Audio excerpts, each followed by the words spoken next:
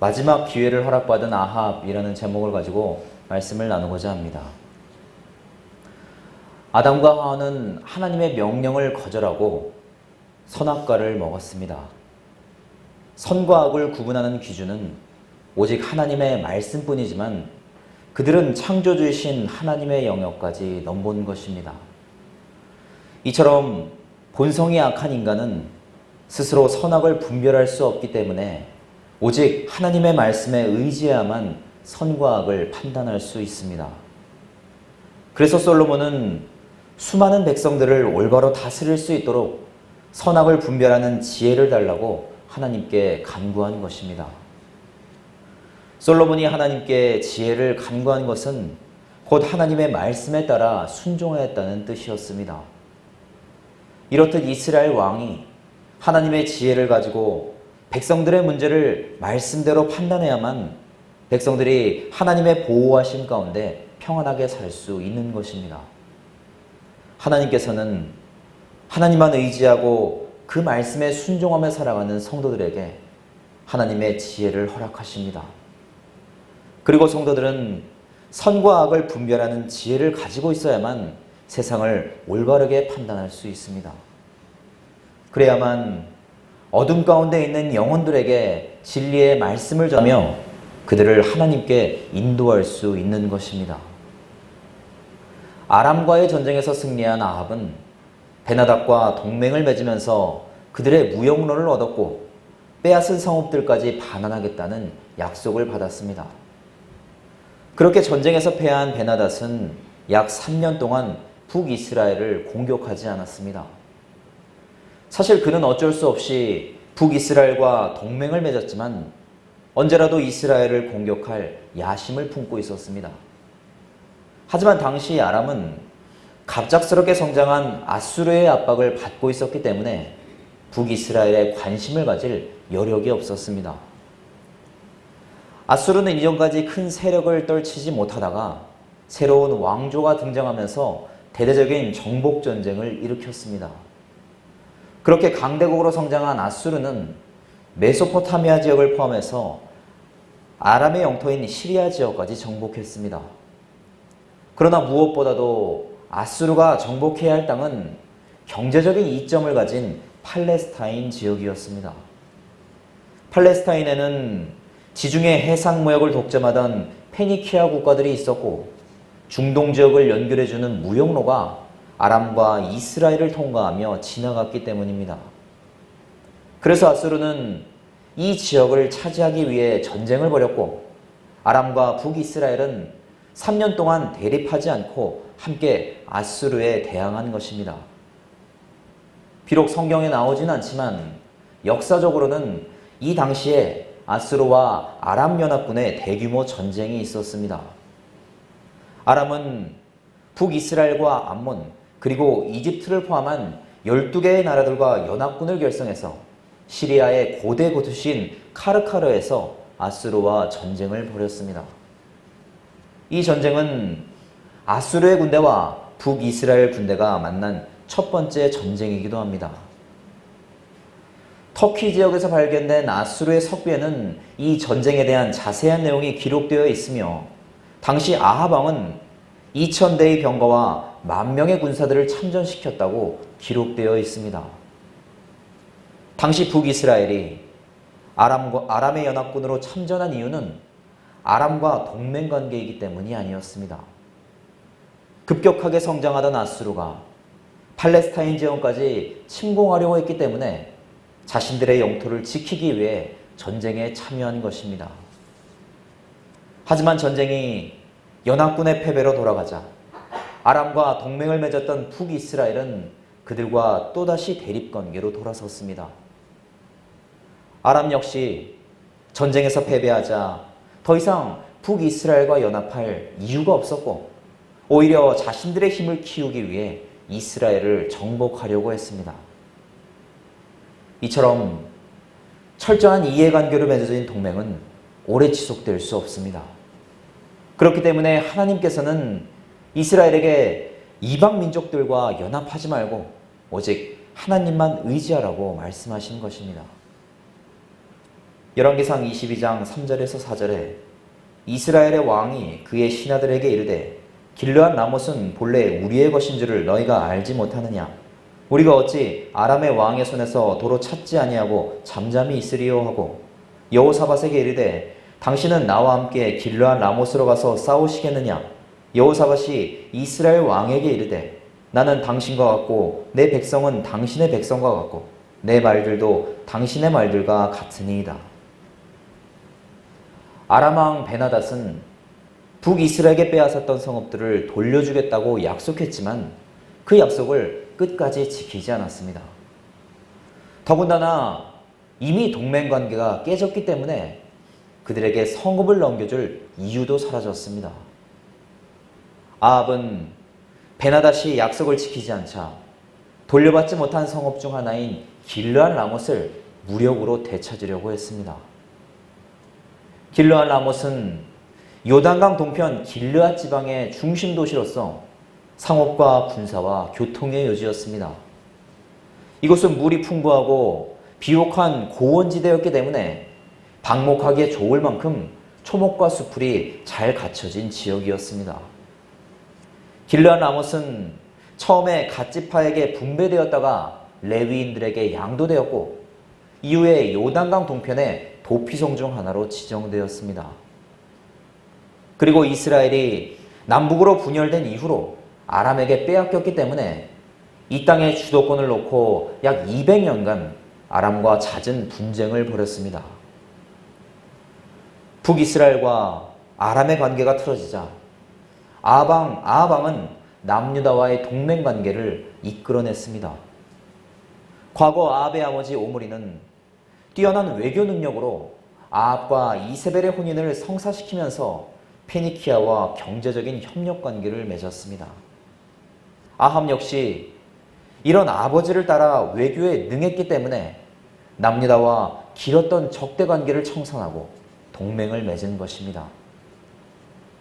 아합은 자신의 딸 아달랴와 남유다 왕 여호사밧의 아들 여호람을 혼인시키면서 두 왕국의 관계를 더 돈독하게 만들었습니다.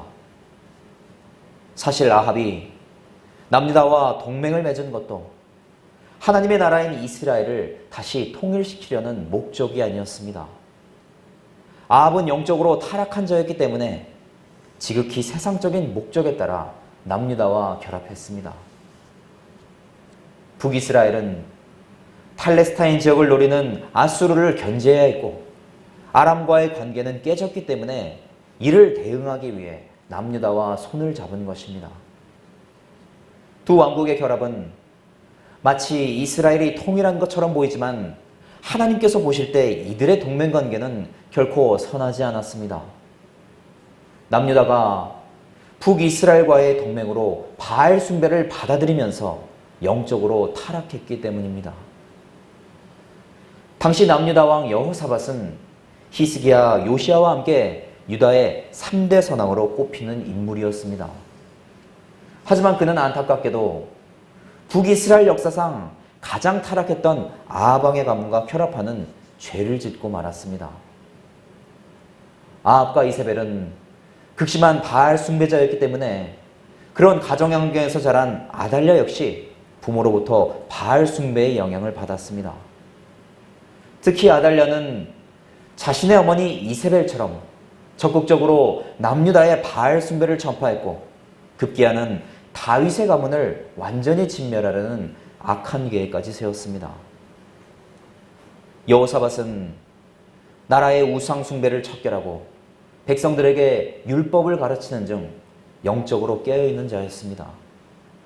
하지만 한순간의 잘못으로 남유다의 바알 숭배를 퍼뜨림으로써 돌이킬 수 없는 결과를 초래한 것입니다. 당시 이스라엘 주변의 국제적인 정세는 이토록 복잡하고 어지러웠습니다. 잠잠하던 강대국들이 세력을 키우며 성장했고 이에 대응하려는 주변 국가들은 자신들의 나라를 지키기 위해 동맹과 분열을 반복했습니다. 이런 시기에 이스라엘은 오직 하나님께 의지하고 믿음을 지켜야 하지만 세상의 힘에 의지하려는 어리석음을 보인 것입니다. 이처럼 지금 성도들도 어지럽고 복잡한 세상 가운데 살아가고 있습니다. 하지만 그럴수록 세상의 분위기에 휩쓸리지 말고 모든 역사를 다스리시는 하나님께 의지해야 합니다.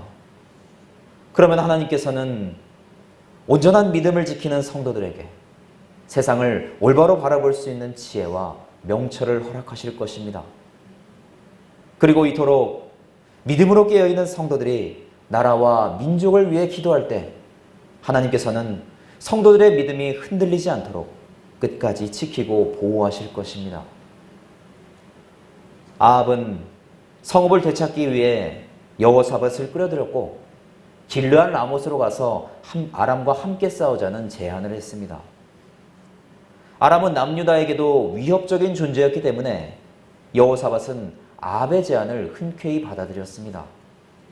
하지만 그러면서도 먼저 하나님께 자신들의 뜻을 여쭈어 보자고 요청했습니다.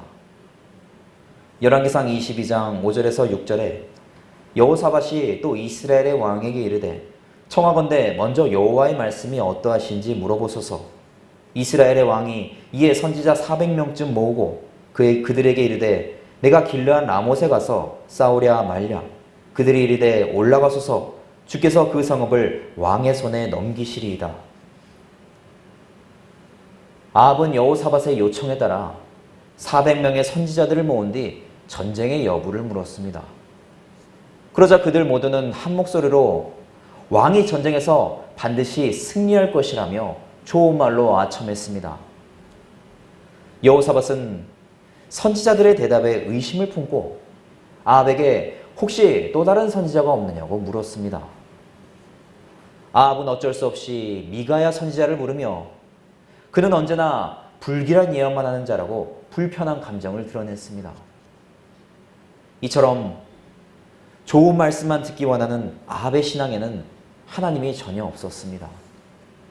그는 한때 하나님 앞에 겸비함을 보이며 용서를 구했지만 또다시 이기적인 마음으로 돌아온 것입니다. 미가야는 400명의 선지자들과 달리 왕이 전쟁에서 반드시 죽을 것이라고 예언했습니다.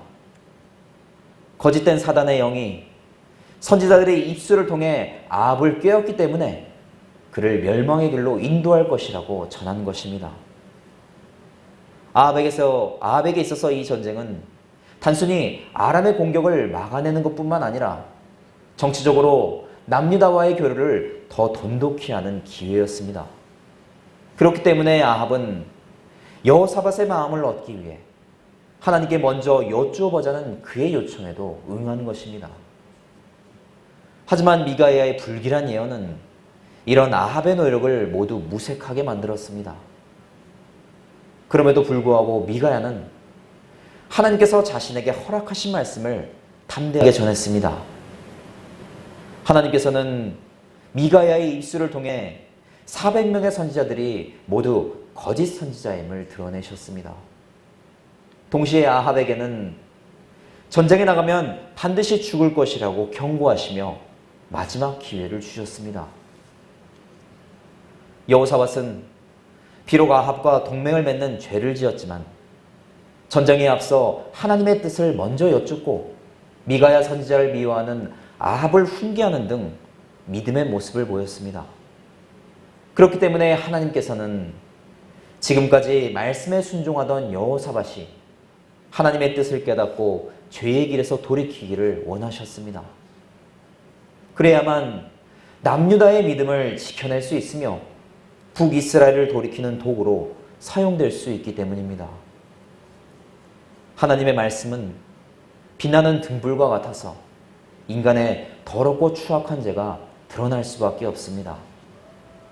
거짓된 영들이 아무리 숨기고 감추려고 해도 하나님께서 영혼을 구원하시기 위해 말씀으로 사단의 계획을 드러내는 것입니다. 그러나 하나님께서 인간의 죄를 드러내시는 이유는 그 죄를 판단하시기 위함이 아니라 오직 영혼 구원의 목적에 따라 죄를 깨닫게 하시기 위함입니다.